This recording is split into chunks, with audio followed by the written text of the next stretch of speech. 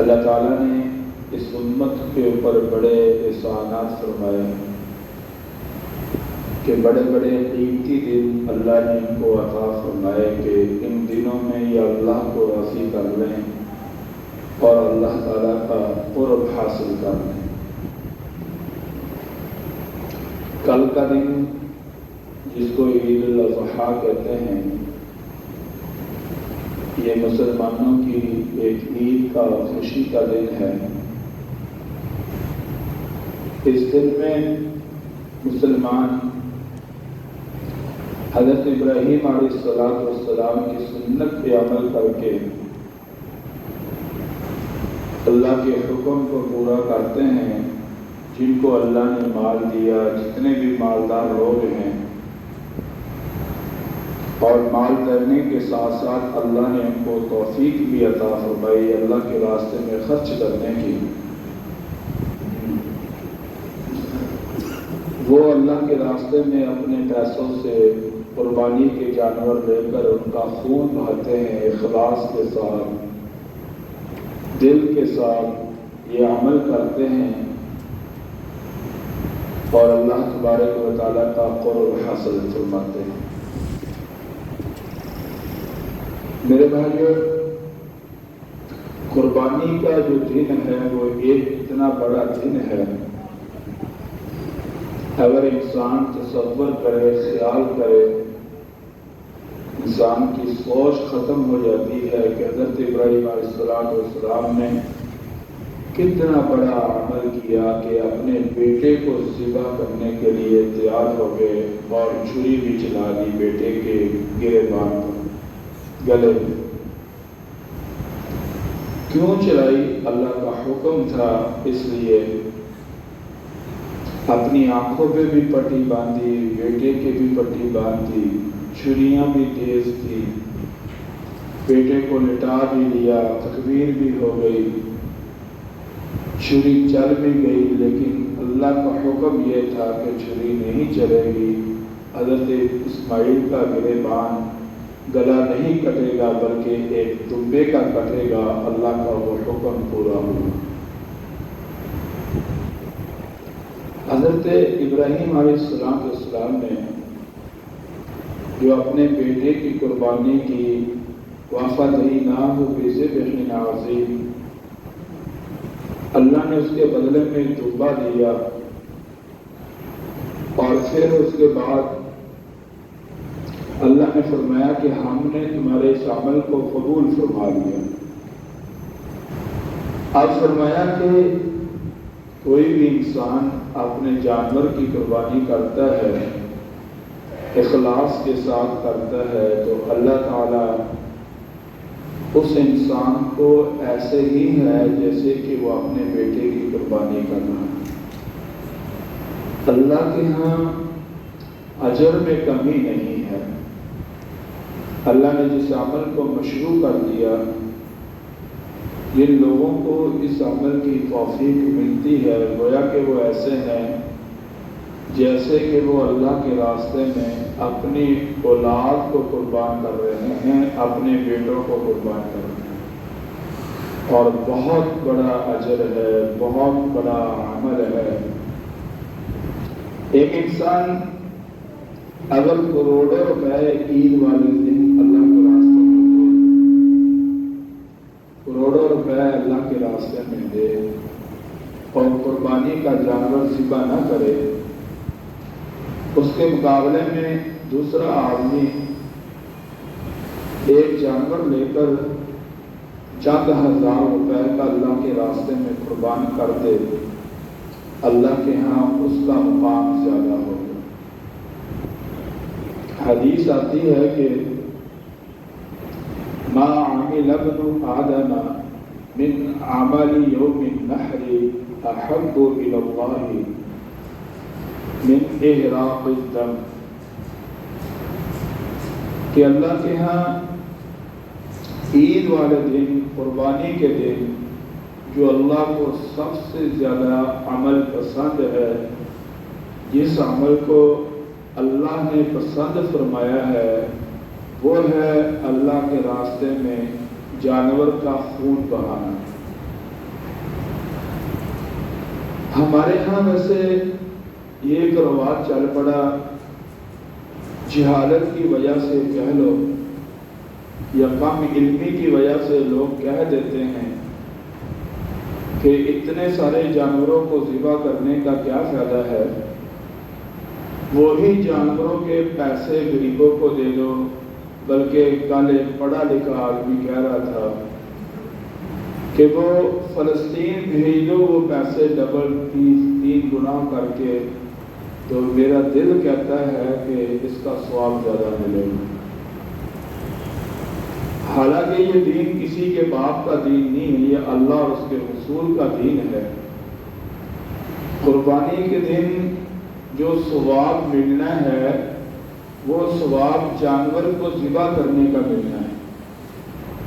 اگر ایک آدمی 10 لاکھ روپے صدقہ کر دے، دوسرا آدمی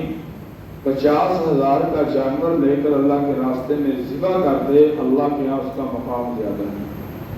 اور جو قربانی کا اس کے اوپر ذمہ داری ہے وہ باقی رہے گی۔ اس طرح ایک عمل کو چھوڑ کر دوسرے عمل کا حکم نہیں ہے۔ بلکہ ایک دفعہ ایک جگہ ہماری بات ہوئی حج یا عمرے پہ، تو ایک آدمی کہنے لگا کہ حج یا عمرہ کرنے سے بہتر ہے کہ کسی غریب کی ہیلپ کر دو۔ تو میں نے اس کو کہا کہ یار تمہیں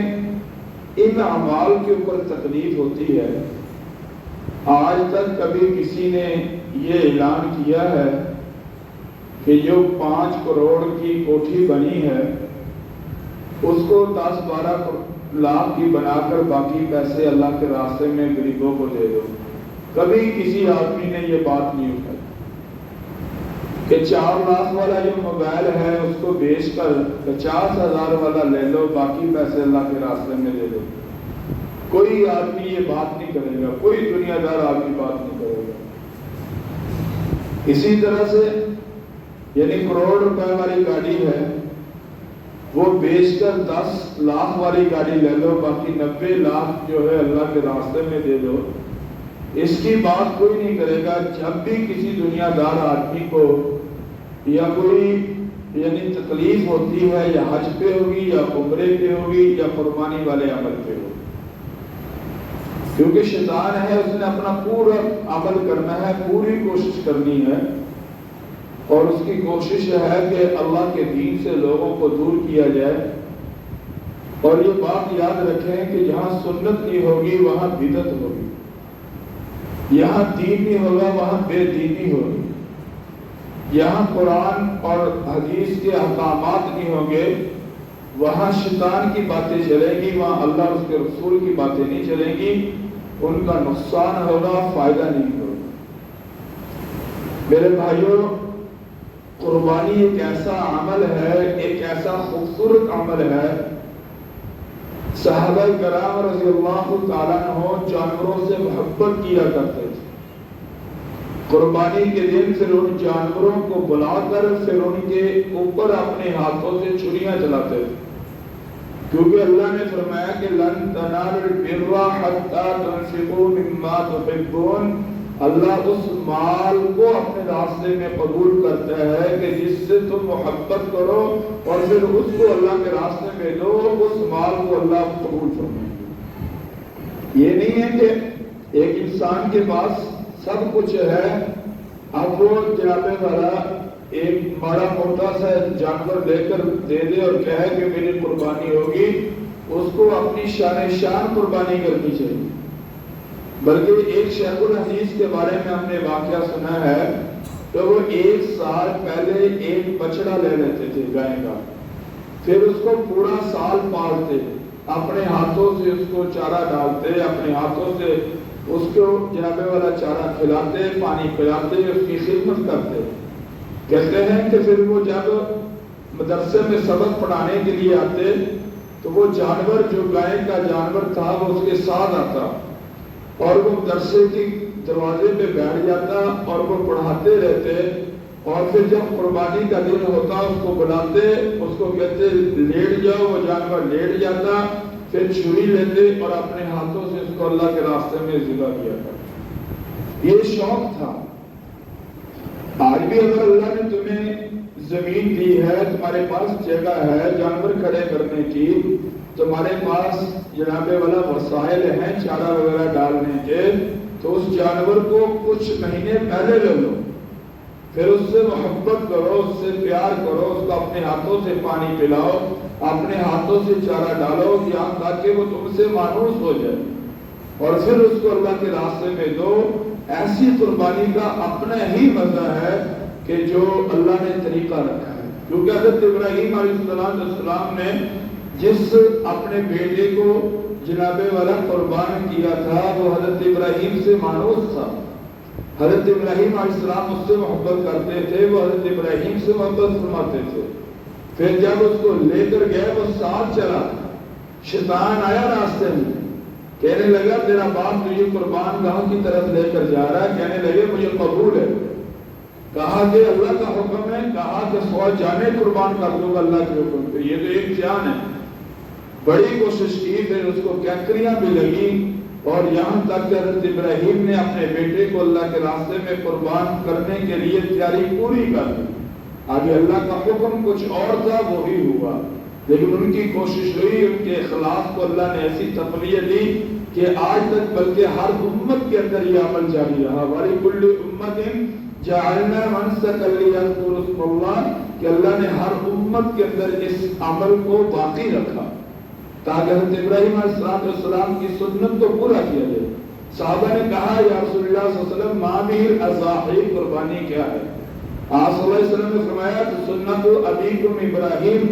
یہ تمہارے باپ ابراہیم علیہ السلام کی سنت ہے۔ فرمایا کہ یا رسول اللہ صلی اللہ علیہ وسلم فما لنا فیہا یا رسول اللہ، ہمیں اس عمل میں کیا ملے گا؟ قربانی، اس کا مطلب یہ ہے کہ جو آدمی اس دن جانور ذبح کرے گا اس کو اللہ کا قرب مل جائے، اس سے بڑا ہوا کچھ ہے؟ صرف اہمیت کا اور حیثیت کا پتہ ہونا چاہیے۔ پھر ایک آدمی اس کی ایم پی ایس سے صلح ہوگی، اس نے 20 جگہ پہ جا کر یہ کہا کہ میری صلح ہوگی ایم پی ایس، اور بڑے فخر سے لوگوں کو کہا کہ ہمارے تعلق بحال ہو گیا۔ اور جس کو اللہ کا قرب مل جائے، جس کی اللہ سے صلح ہو جائے، جس کو اللہ اپنے قرب میں جگہ دے دے، وہ دنیا کا خوش نصیب انسان ہے۔ ایم پی او کا تعلق یا ایم این اے یا بڑے مالدار لوگوں کا تعلق ہمارے گناہوں کے اندر کام آتا ہے، یاد رکھیں، نیکیوں میں کام نہیں آئے گا۔ کسی کا سر پھوڑ دیا، ایم پی اے کے پاس چلے گئے، کسی کی جائیداد پہ قبضہ کر لیا، اس کے پاس چلے گئے، کسی کے پاس جناب والا کوئی بھی غلط کام کر لیا، لڑائی جھگڑا فساد کر لیا، یا کوئی غلط کام کروانا ہوا تو اس کے پاس چلے جائیں گے، اور مرنے کے بعد وہ تعلق ختم۔ اب اللہ کے پاس جا رہے ہیں، لیکن اگر اللہ کا تعلق ہوگا دنیا میں بھی اچھے کام کروائے گا، موت کے وقت بھی اچھی موت آئے گی، موت کے بعد بھی فائدہ ہوگا۔ تو قربانی والے عمل سے پہلا جو ہمیں فائدہ ہوتا ہے وہ اللہ کا قرب ملتا ہے۔ اور دوسرا حضور صلی اللہ علیہ وسلم نے فرمایا کہ یاد رکھیں بِكُلِّ شَعْرَةٍ حَسَنَةٍ، ہر بال کے بدلے تمہیں ایک نیکی ملے گی۔ جتنے عمل تم کرو گے، یعنی جتنے جانور کے بال ہوگے، ہر بال کے بدلے تمہیں ایک نیکی ملے گی۔ فرمایا صحابہ کرام نے اس کی یا وسلم یہ اس کی کھال ہوگی، اس کی کہا کہ اس کو بھی اللہ کے راستے میں دے دو، کسی غریب کو یا کسی جگہ پہ دے دو، یہاں واقعی حق ہے۔ فرمایا کہ جب کھال اللہ کے راستے میں دے دو گے تو کھال کے اوپر بھی جتنے بال ہوں گے ان ہر بال کے بدلے تمہیں کیا ملے گی؟ ایک نیکی ملے گی۔ اسی طرح سے حضور صلی اللہ علیہ وسلم نے فرمایا کہ یعنی حضرت عائشہ رضی اللہ تعالیٰ عنہ فرماتی ہیں کہ قربانی کے دن بڑے اہتمام کے ساتھ جانور کو ذبح کرو، شوق کے ساتھ کرو، ذوق کے ساتھ کرو۔ اس دن جو بھی تم قربانی کا جانور ذبح کرو گے، جس طرح شوق ذوق سے کرو گے، فرمایا کہ اسی طرح قیامت کے دن تمہارے اس ذوق شوق کو اللہ کی عدالت میں لایا جائے گا، اور قربانی کا جانور بھی آئے گا، پھر اس کے ساتھ اس کے بال، اس کی کھال، اس کی پوری جسم کے اعضاء جو ہوں گے ان سمیت اللہ کی عدالت میں لایا جائے گا، اور پھر اللہ تعالیٰ اس کو برابر تمہیں اجر عطا فرمائے گا۔ بلکہ آپ صلی اللہ علیہ وسلم نے فرمایا کہ سمنوا ضحایاکم، کہ اپنے قربانی کے جانوروں کو موٹا کرو، فإنها على الصلاة مطاياكم، پل صراط پہ جب تمہارا سفر ہوگا اور جنت کی طرف تم جاؤ گے تو تمہاری یہ سواری کا کام دیں گے تمہیں۔ مولانا اشرف علی تھانوی رحمۃ اللہ علیہ نے ایک واقعہ لکھا ہے کہ ایک آدمی تھا، وہ قربانی کے دن، یعنی اگر قربانی کا جانور 1,00,000 روپے کا ملتا تھا نا، تو وہ 2,00,000 جو تھے وہ اللہ کے راستے میں کسی کو دے دیتا تھا۔ قربانی کا جانور ذبح نہیں کرتا تھا، یعنی وہ ڈبل پیسے کسی غریب کو دے دے، کسی یتیم بچے کو دے دیے، یا کسی بیوہ عورت کو دے دیے، یا کسی کی شادی کروا دی، یعنی وہ یہ عمل کرتا تھا۔ کئی سال اس نے یہ عمل کیا۔ ایک دن رات کو سویا، اس کو خواب آیا کہ وہ قبر سے باہر نکلا، اعلان ہوا کہ جنہوں نے جنت میں جانا ہے وہ اپنی سواریوں پہ سوار ہو جائے اور جنت کی طرف سفر شروع کر دیا۔ اب لوگ جنہوں نے اللہ کے راستے میں جانور ذبح کیا ان کو سواریاں ملی اور وہ چل پڑے۔ وہ آدمی کھڑا تھا جس کو اللہ نے ہدایت دے دی، اس کے لیے 100 راستے اللہ بنا دیتے۔ وہ آدمی کھڑا، کہنے لگے کہ یہ لوگوں کو سواریاں مل رہی ہیں اور لوگ جنت کی طرف جا رہے ہیں، مجھے سواری کیوں نہیں ملی؟ تو غیر سے آواز آئی، تو نے کوئی جانور قربانی کا ذبح نہیں کیا، اور آج جو میدان میں سواریاں مل رہی ہیں وہ قربانی کے جانور جنہوں نے ذبح کیے ہیں ان کو مل رہی ہیں۔ یاد رکھیں کہ اگر ہمارے ذہن میں یہ بات ہے کہ غریب لوگ، ان کو اللہ نے اپنے پاس سے سواریاں دے دیں، کیونکہ ان کے پاس عذر ہے، وہ غریب لوگ ہیں، وہ نہیں کر سکتے، لیکن یہ مالدار آدمی کے لیے کہ وسعت کے ہوتے ہوئے وہ قربانی نہ کرے، تو کہا کہ یہ دنیا میں جانور ذبح کرنے پڑتے ہیں۔ پھر اس نے توبہ کی، ہر سال پھر اس نے اپنے جانور جو ہے قربانی کا اس نے ذبح کرنا شروع کر دیا۔ ایک حدیث میں آتا ہے، آپ صلی اللہ علیہ وسلم نے فرمایا کہ جس آدمی کو اللہ طاقت دے دے، من کان لہ ساعۃ اور فلم یضحی فلا یقربن مصلانا، اور وہ جانور ذبح نہ کرے، اس کو کوئی ضرورت نہیں ان کی نماز پڑھنے کی، پڑھنے تو دور کی بات ہے، فرمایا کہ وہ ہماری عیدگاہ کے قریب بھی نہ آئے۔ تو اس لیے بھائیو، اگر اللہ نے ہمت دی ہے، طاقت دی ہے، تو جانور شوق سے ذبح کرو اور بڑے اہتمام کے ساتھ ذبح کرو۔ 3-4 باتیں ہیں وہ ابھی آپ سے کرتے ہیں انشاءاللہ۔ جس انسان کو اللہ نے مال دیا ہے، مال اتنا کہ ضروریات پوری کر کے 52 تولے چاندی کے برابر اس کے پاس پیسے ہیں، تو اس آدمی کے اوپر قربانی کرنا واجب ہے۔ بالغ ہو، عاقل ہو، مسلمان ہو، مالدار ہو، یہ 4 کوالٹیاں ایک انسان کے اندر پائی جاتی ہیں کہ بالغ ہو، عقل مند ہو، بے وقوف پہ قربانی نہیں ہے، مالدار ہو، غریب پہ نہیں ہے، غریب کو قرضہ لے کر بھی قربانی کرنے کی کوشش نہیں ہے، بلکہ ایک آدمی نے مسئلہ پوچھا کہ میں برادری میں منہ کیا دکھاؤں گا، میں جناب والا قرضہ لے کر میں قربانی کر رہا ہوں، بلکہ کسان کار پہ جو پیسے مل رہے ہیں ان پہ کر رہا ہوں، میں کیا تینوں پنگے لینے کی ضرورت؟ اور یہ برادری تو نہیں اللہ کے لیے کرنی، برادری کے لیے کرنی۔ یعنی ایسا شیطان ہے کہ اس نے کوئی نہ کوئی راستہ ایسا بنانا ہے کہ ہمارے عمل ضائع کرے۔ اس لیے مسلمان اگر ایک گھر کے اندر 7 بھائی رہتے ہیں، 10 بھائی رہتے ہیں اور ان کا خزانچی ایک ہے، تو سمجھو ایک آدمی اگر وہ قربانی کر دے گا تو دوسروں کے اوپر نہیں ہے، بات ٹھیک ہے، ایک کی طرف سے ہو جائے گی۔ لیکن اگر سارے علیحدہ علیحدہ اپنے پیسے جیبوں میں رکھتے ہیں پھر سب کو علیحدہ علیحدہ کرنی پڑے گی۔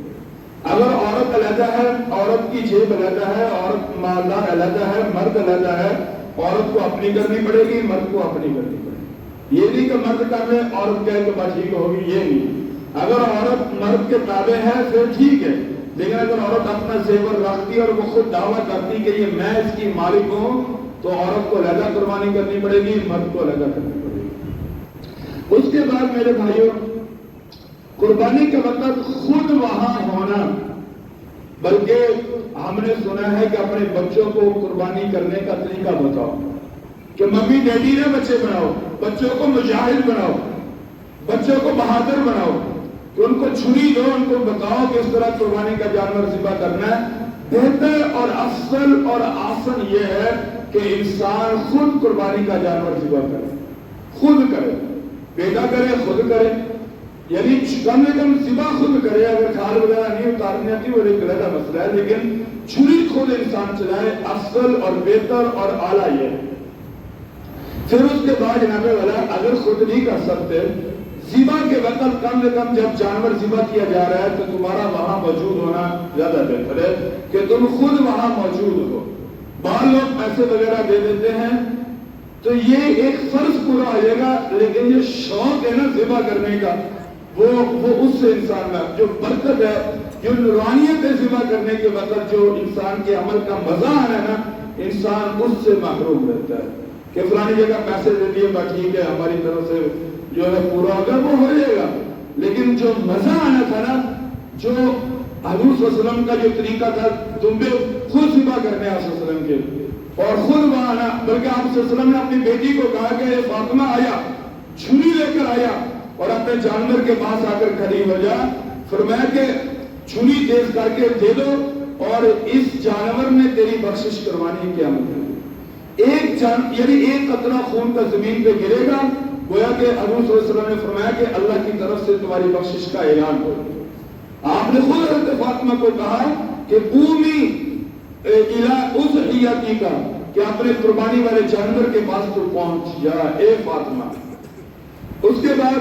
چھری پہلے سے تیز کر لینی چاہیے، یعنی یہ ظلم ہے کہ جانور کو لٹا دو پھر چھری تلاش کرنی شروع کر دو یا چھری تیز کرنی شروع کر دو۔ آپ صلی اللہ علیہ وسلم نے فرمایا کہ یہ جانور کے ساتھ زیادتی ہے۔ اپنے ہتھیار پورے پاس رکھ کر پھر جانور کے ساتھ یعنی جو ہے اس کو لٹاؤ، اور لٹانے کے پورے آدمی ہونے چاہیے، یعنی اگر بڑا جانور ہے 3 4 5 آدمی ضرور ہونے چاہیے جانور کے ساتھ، کسی طرح کی بھی زیادتی ذرہ برابر بھی نہیں ہونی چاہیے۔ حضور صلی اللہ علیہ وسلم نے اس کو پسند نہیں کیا، بلکہ ایک صحابی نے ایک جانور کو لٹا لیا اور پھر کہا چھری لاؤ جلدی جلدی اس کو تیز کرو، فرمایا کہ تو نے جانور کے ساتھ زیادتی کی۔ اللہ کے نبی نے ہمیں اس کی اجازت نہیں دی۔ اس کے بعد میرے بھائیوں 2 جانور کسی نے ذبح کرنے، ایک جانور علیحدہ کھڑا کرو، پہلے اس کو ذبح کرو، اس کے سامنے اس جانور کو ذبح نہ کرو، اس جانور کو پہلے سے ڈرانا دھمکانا نہ شروع کرو، یعنی اس کو پردے میں کھڑا کر دو، اس کو ایک جگہ لاؤ، اس کو جب ذبح کر لو پھر دوسرے کو اس کی جگہ پہ لاؤ، پہلے لا کر دونوں کٹھے کھڑے کرنے کی اجازت نہیں ہے، یہ بھی ادب کے خلاف عمل ہے، یاد رکھیں۔ جب جانور ذبح کرنے یاد رکھیں اس کی رگیں پوری کٹنی چاہیے، 4 رگیں ہوتی ہیں، کٹنے کے بعد پورا خون نکلے۔ یہ قربانی کے دن نا مشین چل رہی ہوتی ہے ذبح کرنے والوں کے زیادہ سے زیادہ پیسے بن جائیں، تو تم ماشاءاللہ جنہوں نے خود جانور ذبح کرنے ہیں ان کو روکو، رگیں کاٹ دو، پیچھے ہٹ جاؤ، پورا خون نکلے، یہاں تک کہ اس کی جان جب پوری نکل جائے پھر پاؤں وغیرہ جو اس کی کاٹو، اس کی کھال وغیرہ اتارنی شروع کرو۔ یہ نہیں کبھی خون پورا نکلا نہیں ہے اور دوسرے جناب پاؤں والے ادھر شروع ہو گئے، یہ بھی صحیح نہیں، یہ بھی جانور کے ذبح کے آداب کے خلاف ہے۔ جب تک جانور کا خون جسم سے پورا نہیں نکلے گا، جانور کی جان قربان اللہ کے راستے میں نہیں ہوگی، تمہیں کوئی اجازت نہیں اس کے کھال وغیرہ اتارنے کی۔ اس کو قصائیوں کو کہو کہ سکون سے بیٹھ جاؤ، اب پورا خون نکل لینے دو، جب پوری جان نکل جائے پھر اس کے بعد یہ ہوگا۔ اس کے بعد میرے بھائیوں آگے آئے گوشت۔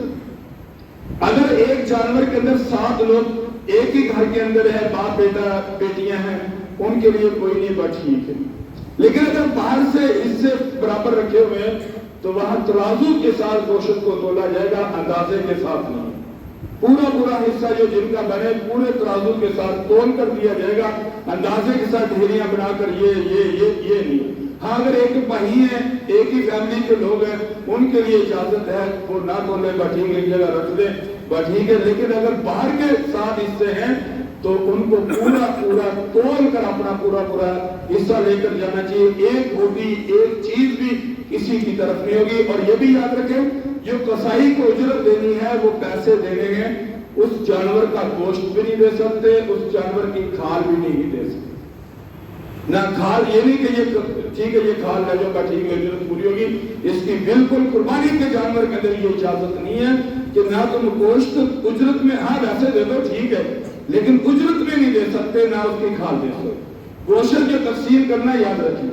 ویسے تو پورا بھی رکھ سکتے ہیں، کوئی حرج والی بات نہیں، کوئی گناہ نہیں ہے، یاد رکھیں ہم نے بعض مسئلوں کو فرض واجب کیا ہوا ہے، حالانکہ یہ غلط بات ہے۔ سنت طریقہ یہ کہ اس جانور کے 3 حصے کیے جائیں، ایک غریبوں میں غریب تلاش کر کے دیے جائیں، نہ یہ کہ وہ جو شاپر لے کے خود ہی آ جاتے ہیں، انہوں نے تو گوشت یعنی جمع کرنا ہوتا ہے، لیکن جو لوگ تمہارے پاس شاپر لے کر نہیں آ رہے تم خود جاؤ، بلکہ آج ان کا اندازہ لگا لو کہ ہمارے اس محلے میں کون کون غریب ہیں، ان کو ایک شاپر کے اندر کلو جتنا بھی ہو سکے وہ ان کو دے دو، ان تک خود پہنچا کر آؤ، بڑا اللہ نے اجر رکھا ہے۔ اور پھر ایک حصہ رشتہ داروں کو دے دو، ایک حصہ جو ہے خود اپنے لیے رکھ لو، اور 3 حق ادا ہوں گے، یعنی ایک غریبوں کا حق ادا ہو گیا، ایک رشتہ داروں کا ہو گیا، ایک جو اپنا بال بچوں کا ہے وہ حق ادا ہو گیا۔ یہ سنت طریقہ ہے، اگر سارا بھی رکھ لیا جائے گا تو یاد رکھے گناہ نہیں ہے۔ یہ حدیثوں کے ذریعے پورا لکھا ہوا ہے، حضور صلی اللہ علیہ وسلم نے اجازت دی تھی کہ آپ اس طرح کر سکتے ہو۔ یہ ایک مسئلہ یہ بھی ہو گیا، تمہیں یعنی یہ بتانا تھا۔ اس کے بعد میرے بھائیوں دعا بہترین بسم اللہ اللہ اکبر بھی پڑھ سکتے ہو، بسم اللہ واللہ اکبر بھی حدیثوں میں دونوں طرح ہے، یاد رکھیں، واو کے ساتھ بھی پڑھ سکتے ہیں، واو کے بغیر بھی۔ پھر اس کے بعد انی وجہت وجہی للذی فطر السماوات والارض حنیفا وما انا من المشرکین، یہ دعا ہے۔ جب ذبح کر لو پھر کہو اللہم تقبلہ منی، اے اللہ اس عمل کو میری طرف سے قبول فرمانا، اس طرح کما تقبلت من حبیبی رسولک و ابراہیم علیہ السلام، جیسے تو نے اس عمل کو آپ صلی اللہ علیہ وسلم کی طرف سے قبول فرمایا، حضرت ابراہیم کی طرف سے قبول فرمایا، اسی طرح اے اللہ میرے اس عمل کو بھی قبول فرمانا۔ میرے بھائیوں عمل وہی ہے جو اللہ کے ہاں قبول ہو جائے، جو قبول نہ ہو وہ عمل نہیں لیتا۔ وہ قبول کب ہوگا؟ جب اخلاص سے کریں گے، دل سے کریں گے، تقوی سے کریں گے، لوگوں کے اندر شہرت مقصود نہیں ہوگی، دکھاوا مقصود نہیں ہوگی، ذہن میں یہ بات نہیں آئے گی کہ لوگ بڑا بھائی سے بڑا بہت بڑا جانور دے دیا۔ صرف ایک ہے ظاہری قربانی، وہ جانور ذبح کرنا، ایک ہے اندر کی قربانی، وہ ہے اللہ کے لیے دینا۔ بس دعا کیا کریں اللہ جو بھی ہم سے اچھا عمل کروائے، جو بھی اچھا عمل کروائے، جو بھی اچھی گفتگو کروائے، نماز پڑھوائے، نماز پڑھیں، قرآن کی تلاوت، کسی غریب کو مدد، یہ اللہ دل سے دینے کی توفیق عطا فرمائے۔ باقی دعوانا